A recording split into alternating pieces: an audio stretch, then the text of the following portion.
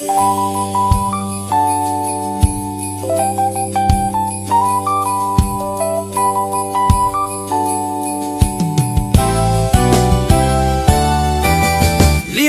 para sa Pasko, iyan ang laman ng bulsa ko.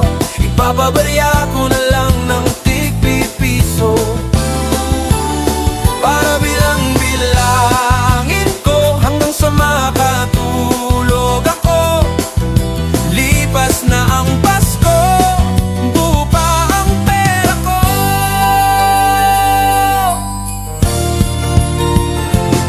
Kumakatok na naman ang simoy ng Pasko. Ito talaga ang sandaling napapaisip na ako.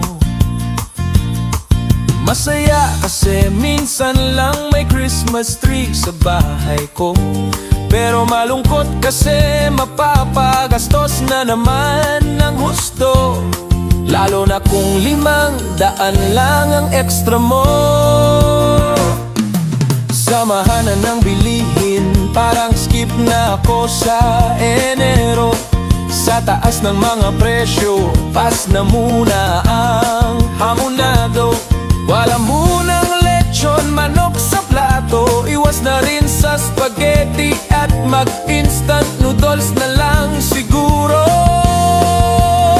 ₱500 para sa Pasko, iyan ang laman ng bulsa ko. Ipapabarya ko na lang ng tig-pipiso para bilang-bilangin ko hanggang sa makatulog ako. Lipas na ang Pasko, bubuo pa ang pera ko.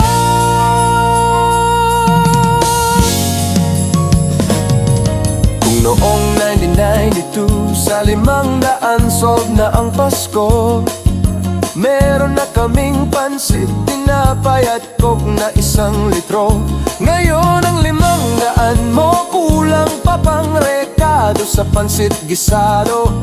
Ewan ko na lang kung may ihahanda pa ba ako.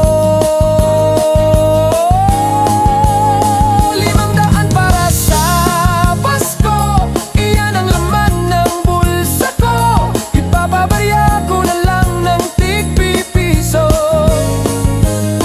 para bilang-bilangin ko hanggang sa makatulog ako.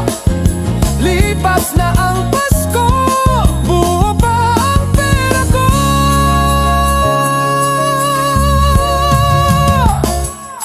May nagsabi ₱500 sa Pasko, sakto depende sa diskarte mo. Sinubukan ko sa ₱500, may pang 12 fruits pa ako.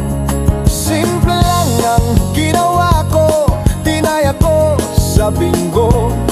Sinuwerte naman ako, sakto pang Noche Buena ang premyo. ₱500 para sa Pasko, iyan ang laman ng bulsa ko. Ipapabarya ko na lang ng tig-pipiso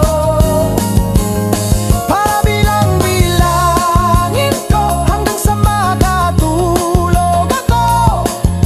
Lipas na ang Pasko, buo pa ang pera ko.